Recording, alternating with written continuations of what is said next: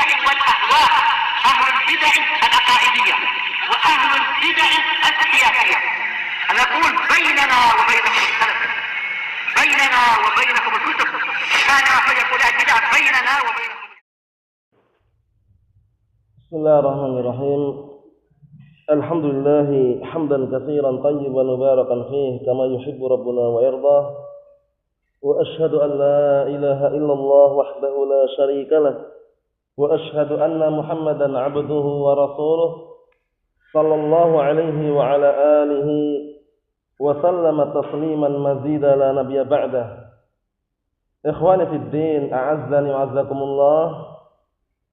Kita lanjutkan bacaan kita terhadap kitab Syarah Al-Wajibat Al-Mutahattimat, yang mana pelajaran terakhir kita ambil adalah mengenai pembahasan tauhid al-uluhiyah. Dan sudah kita jelaskan bahwasanya tauhid al-uluhiyah adalah tauhid yang paling inti dan harus ditunaikan, yaitu mengesahkan, menunggalkan Allah Subhanahu wa taala dalam peribadatan. Tidak boleh menduakan Allah Subhanahu wa taala, tidak boleh mensekutukan Allah Subhanahu wa taala dalam semua perkara. Naam. Sekarang kita akan lanjutkan syarah atau penjelasan daripada pembahasan tauhid al-uluhiyah tersebut. Barakallahu fikum. Kata beliau di sini halaman yang ke-87, wa awwalu rasulin bu'itsa ila ahli al-ardi bil amri bit tauhid wa nahyi 'anil syirki huwa Nuhun alaihi salam. Dan rasul yang pertama kali diutus untuk penduduk bumi ini, pertama kali rasul ya, bukan nabi ya, adalah Nuh alaihissalam, diperintahkan untuk mendakwakan tauhid dan melarang dari kesyirikan. Karena sebelum Nabi Nuh alaihissalam, sejak dari Nabi Adam alaihissalam hingga Nabi Nuh yang jaraknya 10 generasi kemarin, atau 10 kurun, atau 1000 tahun ya, nah barakallahu fikum, itu mereka berada di atas tauhid. Nah, berada di atas satu agama, belum tertabur baur. Namun setelah barakallahu fikum, dengan berjalannya waktu, setelah Nabi Adam alaihissalam banyak keturunan, banyak manusia, akhirnya muncullah di zaman Nabi Nuh kesyirikan yang sangat luar biasa. Nah, kita lihat di sini. Wa qablahu 'ashratu qurun min Adam alaihissalam ilaih kulluhum 'an tauhid hatta dhahara syirku fi qaumi Nuhin lamma ghalau fis salihin. Kama fi sahih al-Bukhari. Artinya, dan sebelumnya, sebelum Nabi Nuh alaihissalam itu 10 kurun, 10 generasi, 10 abad, 1000 tahun. Nah, mereka semuanya berada di atas tauhid sebelum Nabi Nuh alaihissalam. Hingga muncullah kesyirikan di zamannya Nabi Nuh, kaum Nabi Nuh alaihissalam, ketika mereka ekstrim atau berlebihan di dalam menyanjung orang-orang saleh. Orang saleh memang bagus, memiliki keutamaan, namun ketika orang itu menyanjung berlebihan, dikhawatirkan terjatuh dalam kesyirikan. Nah, kita meminta doa kepada orang soleh boleh, tapi jangan sering-sering, jangan terus-menerus, karena nanti kalau misalkan Allah Ta'ala takdirkan doanya dikabulkan, akhirnya kita tidak berdoa langsung kepada Allah Ta'ala, akhirnya mengandalkan doanya orang soleh itu. Ada keterkaitan hati kita kepada orang soleh tersebut. Nah, itu kurang tepat. Terkadang minta doa orang soleh nggak masalah. Tolong doakan kami biar lancar usahanya, diberkahi usahanya, halal yang didapatkan dan semisalnya, tidak masalah, tapi jangan sering-sering. Yang lebih sering itu harus berdoa langsung kepada Allah Subhanahu wa taala. Karena para ulama menjelaskan keseringan atau seringnya seseorang itu minta doa kepada orang saleh, nanti kalau dikabulkan akhirnya dia mengandalkan doa orang saleh itu. Kalau doa sendiri langsung nggak mau dia. Khawatir nggak dikabulkan semisalnya, itu keliru. Nah, barakallahu fikum, Allahul musta'an. Nah, ini kaum Nabi Nuh alaihissalam waktu itu sekedar mengagungkan, mengagungkan orang-orang saleh, tempat-tempat duduk mereka, majelis mereka, mereka bangun. Awalnya belum diibadahi, namun ketika orang-orang saleh itu sudah meninggal, barulah mereka menyembah. Allahul musta'an. Nanti nama-namanya bisa disebutkan dalam surat Nuh itu ya, Yahud, Ya'uq, Nasra. Nah, kita lihat sini. Kama fi Sahih al-Bukhari, sebagaimana yang tercantum dalam Sahih Bukhari. Al-Imam Al-Bukhari siapa kemarin namanya?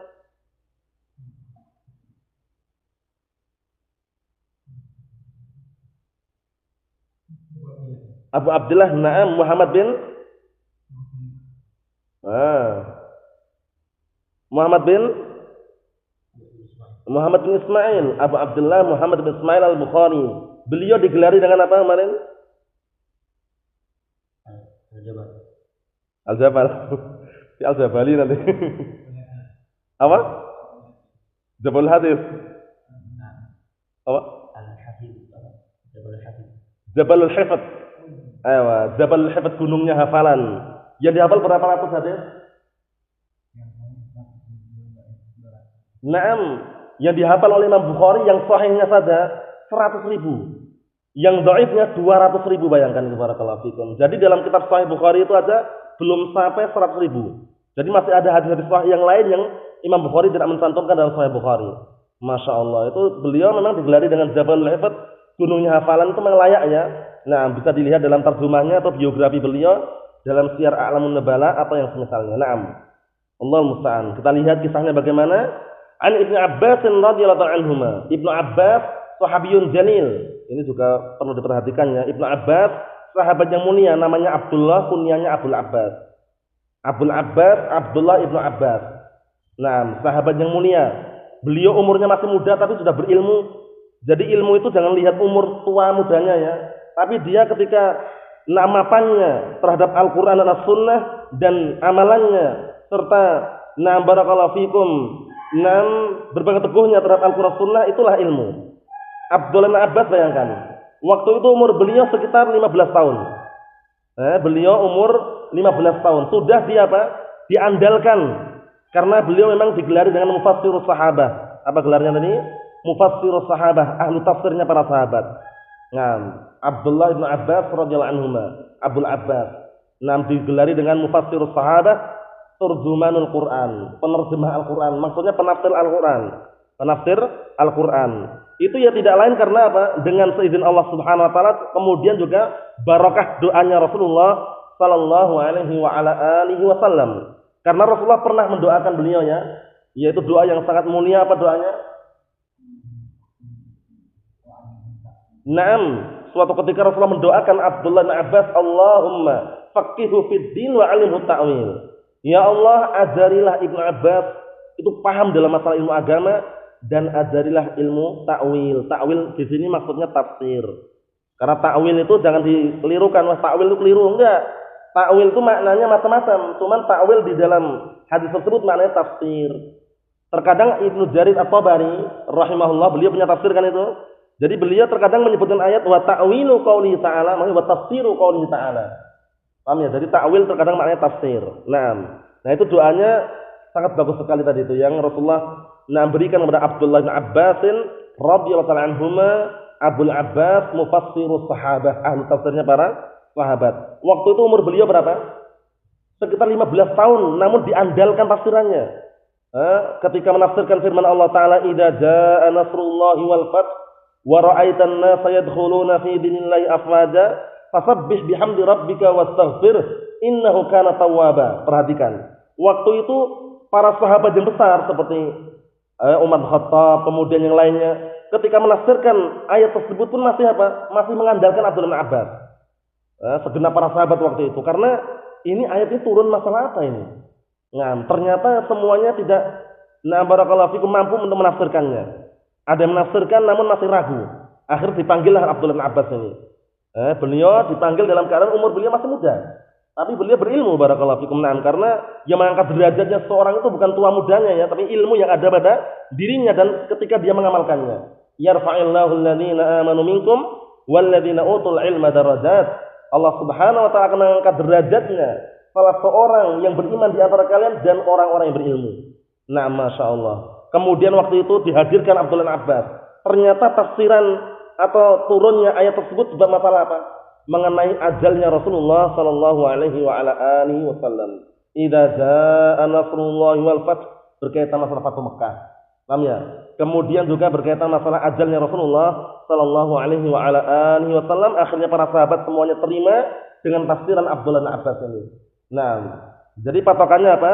Al-alimu alimun wa in kana sigharan fis sin wal jahilu jahilun wa in kana kibaran fis sin. Artinya orang alim, orang berilmu itu tetap berilmu Jadi orang yang berilmu itu tetap dikatakan berilmu walaupun dia itu muda umurnya.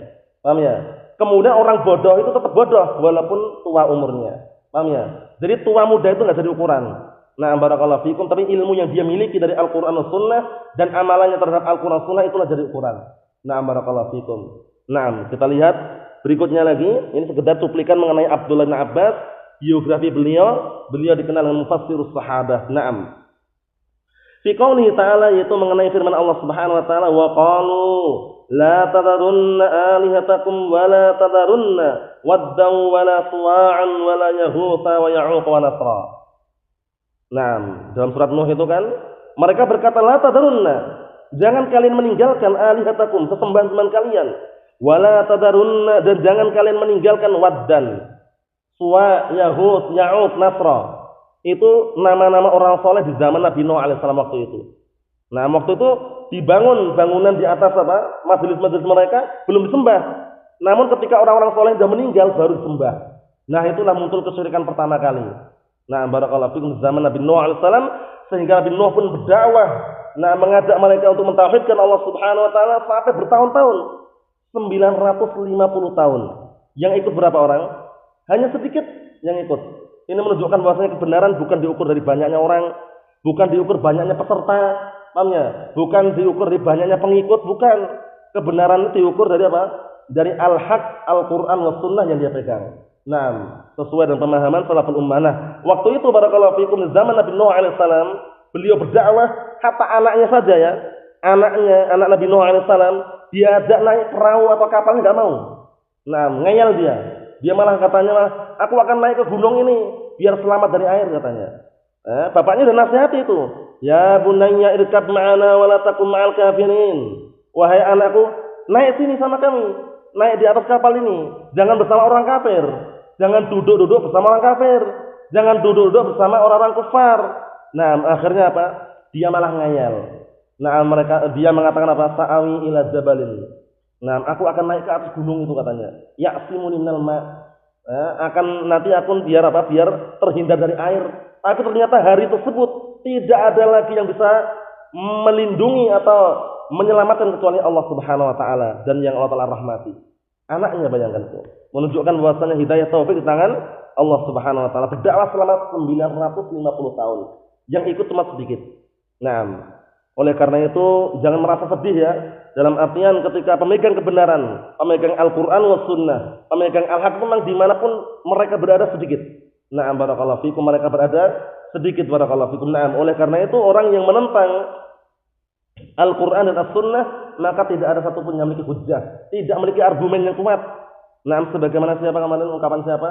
Al-Imam Asy-Syaukani rahmatullah alaih dalam kitab Adabut Talab, beliau menyatakan la hujjata fi ahadin khalafa as-sunnah tsabitah an Rasulillah sallallahu alaihi wasallam qalla adaduhum au katsur. Artinya tidak ada satu orang yang punya argumen atau bukti atau hujjah yang menyelisih sunnah yang datang dari Rasulullah sallallahu alaihi wasallam, sedikit jumlahnya maupun banyak jumlahnya. Jadi ukurannya adalah apa? Naam at-tamassuk bil kitab was sunnah, berpegang teguh dengan Al-Qur'an was sunnah. Berkata Imam Az-Zuhri rahmatullah alaih, naam sebagaimana disebutkan dalam Muqaddimah Sunan Ad-Darimi, beliau menyatakan apa? Al-i'tisamu bis sunnati najatun. Berpegang teguh dengan as-sunnah itu adalah najah, kunci keselamatan. Al-ilmu yuqbatu qabdan sari'an. Ilmu itu akan dicabut dengan cabutan yang sangat cepat. Jadi sebelum dicabut itu segera mencari ilmu. Sebelum ilmu itu dihilangkan, na'am barakallahu fikum, dari muka bumi ini Allah Subhanahu wa taala segera mencari ilmu. Nah, maksudnya dihilangkan ilmu dengan cara apa? Diwafatkannya para ulama, diwafatkannya para ahlul ilm. Setelah ahlul ilm pada wafat, para ulama sudah tidak ada lagi, maka kebanyakan orang mengangkat pemimpin dari tokoh-tokoh yang bodoh. Ditanya, menjawab tanpa ilmu, akhirnya sesat dan menyesatkan. Sebagaimana datang dalam hadis yang sahih, Rasulullah SAW menyatakan, hadis Abdullah bin Amr bin As ya. Nah, barakallahu fikum, Rasulullah mengatakan, innallaha nam la yakbidul ilma intiza'an yang tafi'uhu minan nas. Allah Subhanahu wa taala tidaklah mencabut ilmu dengan sekali cabutan sebagaimana dicabutnya nyawa manusia. Namun walakin yakbidul ilma biqabdil ulama. Akan tapi Allah taala hilangkan ilmu, mencabut ilmu dengan diwafatkannya para ulama. Hatta idza lam yabqa fil ardi aliman atau hatta idza lam yabqi fil ardi 'aliman, hingga ketika Allah taala sudah tidak meninggalkan lagi di muka bumi seorang alim, ittakhadhan nasu ru'usan juhala. Akhirnya manusia menjadikan pemimpin-pemimpin yang bodoh.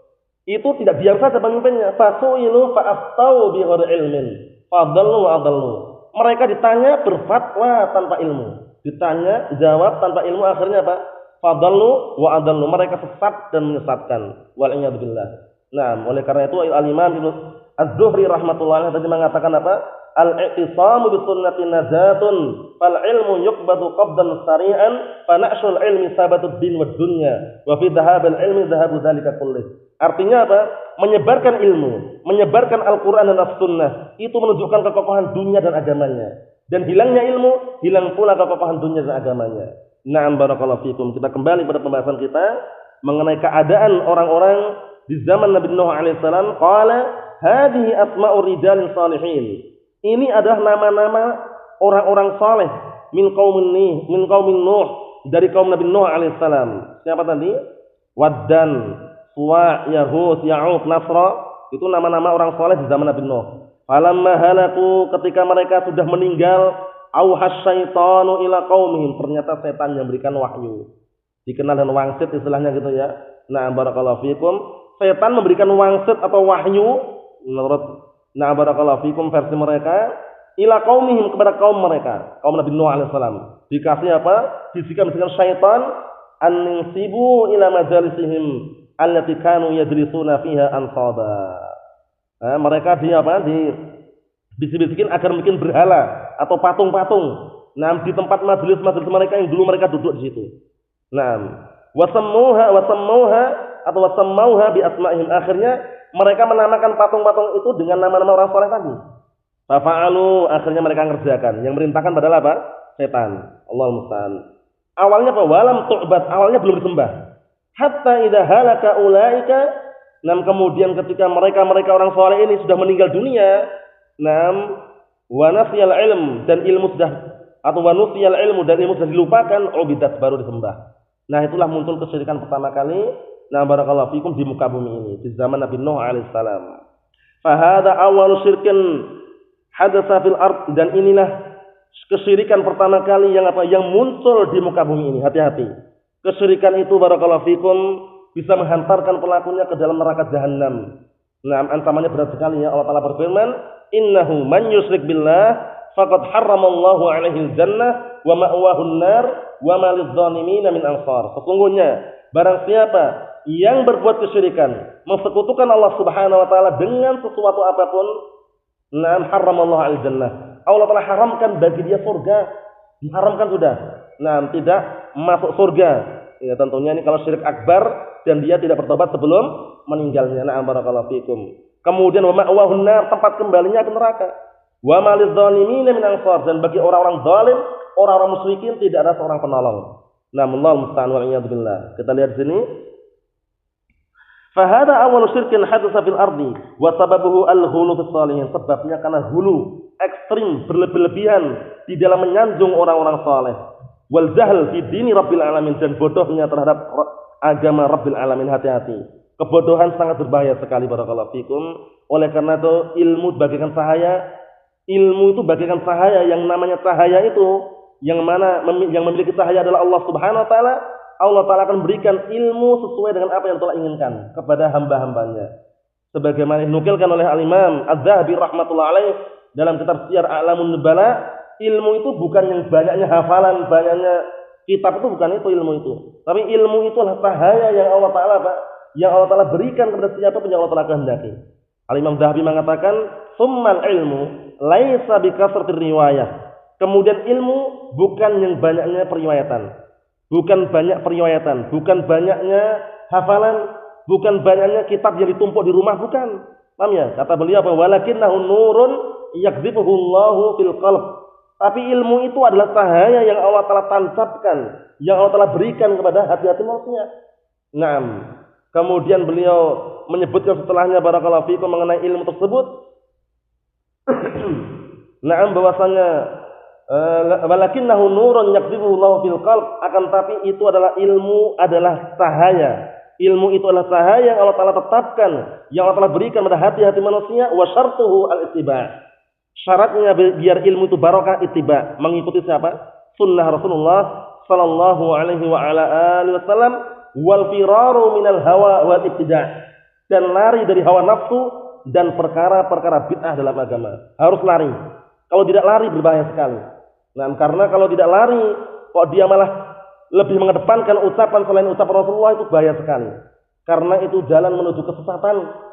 Sebagaimana diungkapkan oleh Imam Syafi'i rahmatullahi alaih dalam kitab Al-Faqihul Mutafaqqih.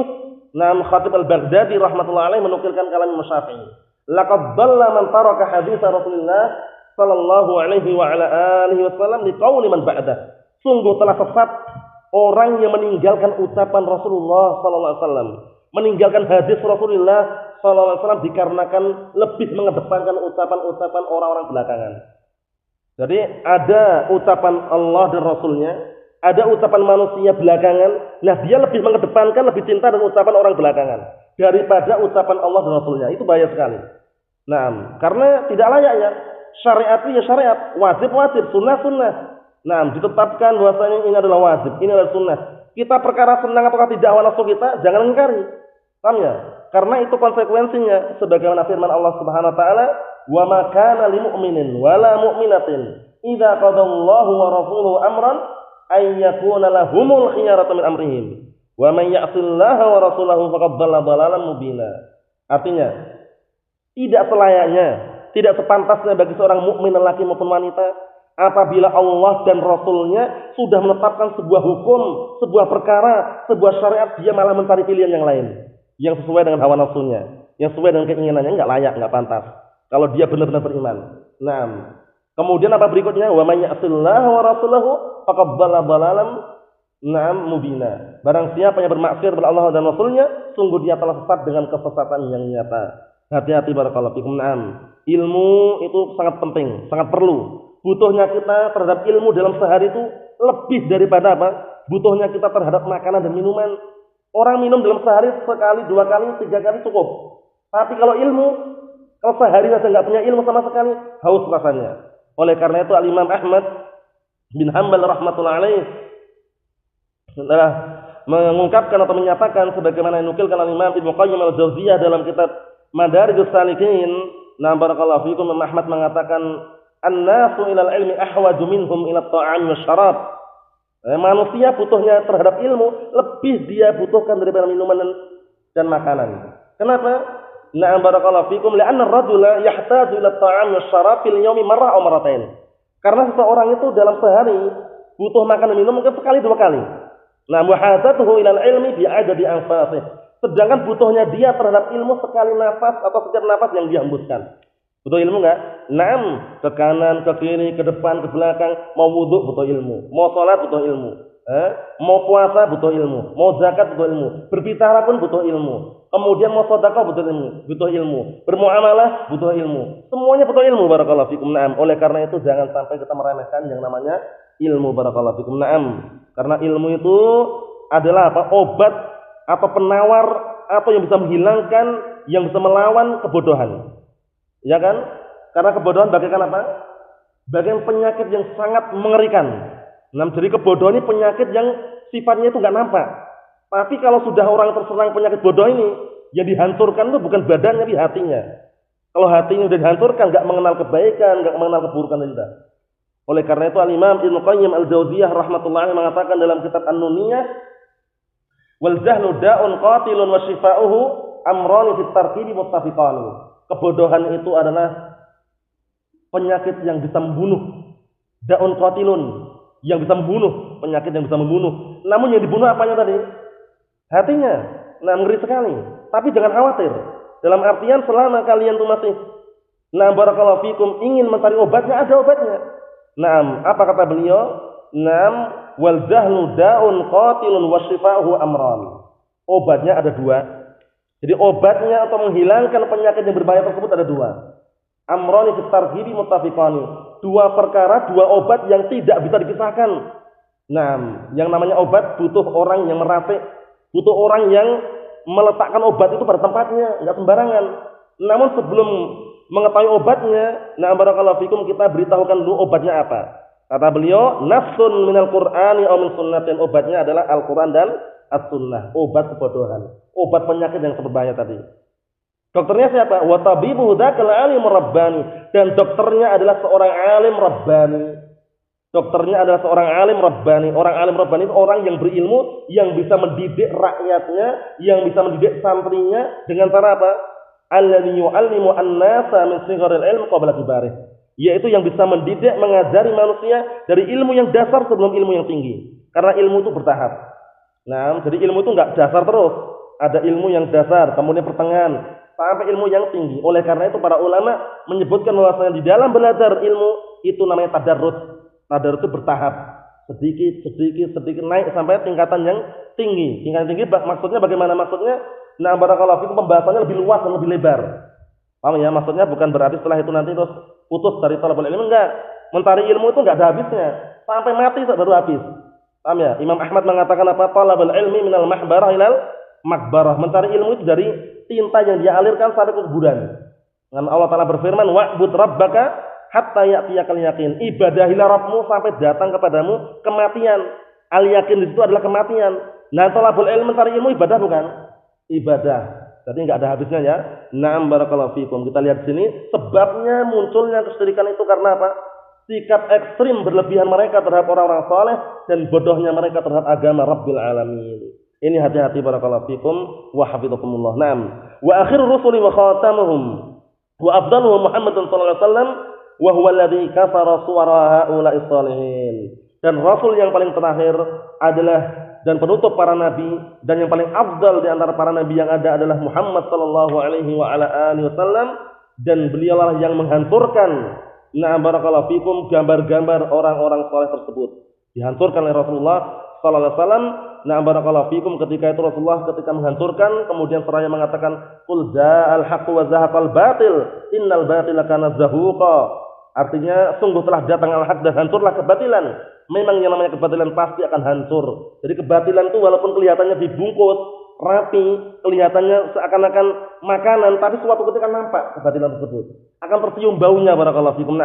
Namun yang bisa mencium baunya adalah orang-orang yang tentunya memiliki ilmu yang bersumber dari Al-Qur'an dan As-Sunnah, difahmi salafil ummah itu mengenai kisah awal munculnya kesyirikan adalah zaman Nabi Nuh alaihissalam. Adapun dahulunya mereka berada di atas agama yang satu. Sejak Nabi Adam alaihissalam hingga Nabi Nuh alaihissalam jaraknya sekitar 10 generasi atau 10 abad atau 1000 tahun dari itu. Allah Ta'ala berfirman, kana nasu ummatan wahidah. Dahulu manusia berada, barakallahu fikum, berada dalam satu umat, satu agama maksudnya. Yaitu agama tauhid, yaitu mengesahkan dan meninggalkan Allah Subhanahu wa taala dalam peribadatan. Nasallahu salamatal afiyah. Cukup sekian dulu yang sampaikan, semoga kita semuanya termasuk orang-orang yang bisa mentauhidkan Allah Subhanahu wa taala dan menghindarkan serta menjauhkan kesyirikan-kesyirikan yang ada. Nasallahu salamatal afiyah. Subhanakallahumma wa bihamdika asyhadu an la ilaha illa anta astaghfiruka wa atubu ilaik. Walhamdulillahirabbil alamin.